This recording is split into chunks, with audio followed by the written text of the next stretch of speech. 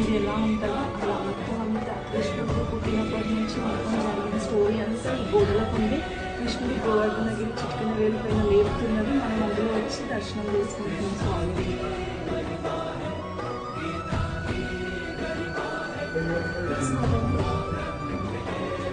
Srikrishna